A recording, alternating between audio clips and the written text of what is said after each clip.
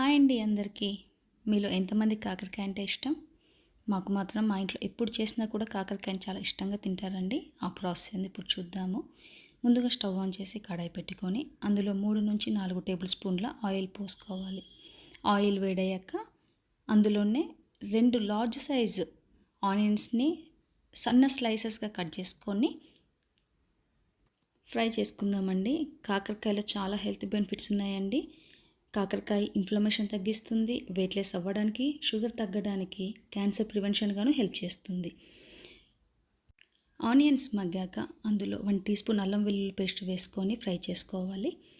నేను ఎప్పుడు కాకరకాయ చేసినా కూడా ఈ విధంగానే చేస్తానండి. ప్రతి ముద్ద కూడా చాలా రుచిగా టేస్టీగా ఉంటుంది. ఎక్కడ కూడా చేదనేది లేకుండా ఉంటుంది. అల్లం వెల్లుల్లి పేస్ట్ ఫ్రై అయ్యాక అందులో కట్ చేసి పెట్టుకున్న కాకరకాయ వేసుకొని కలుపుకోవాలి.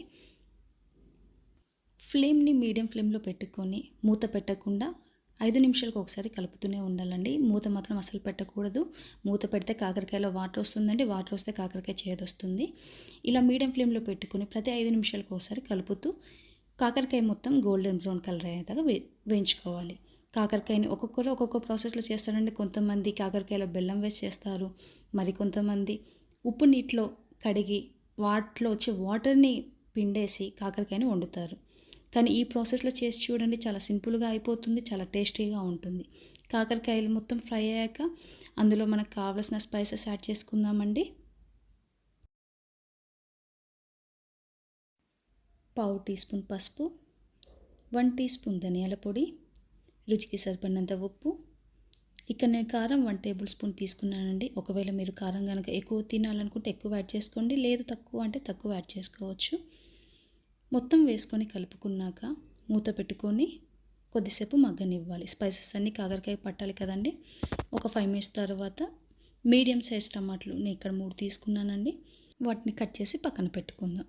5 నిమిషాల తర్వాత మనం వేసిన స్పైసెస్ అన్నీ కాకరకాయ పట్టాయి కదండి. ఒకసారి కలుపుకొని అందులోనే మనం కట్ చేసి పెట్టుకున్న టమాటాలను వేసుకుందాం.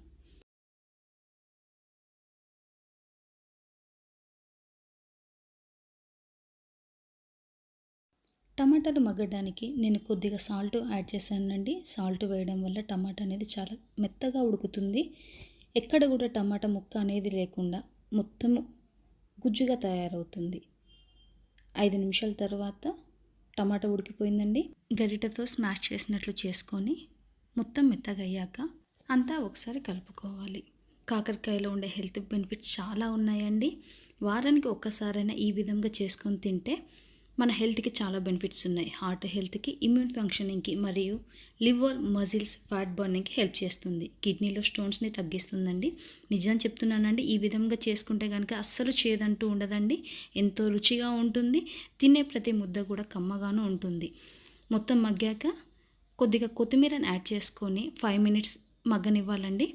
మగ్గిన తర్వాత స్టవ్ ఆఫ్ చేసుకొని వేడివేడిగా సర్వ్ చేసుకొని తినండి. చాలా అంటే చాలా టేస్టీగా ఉంటుంది.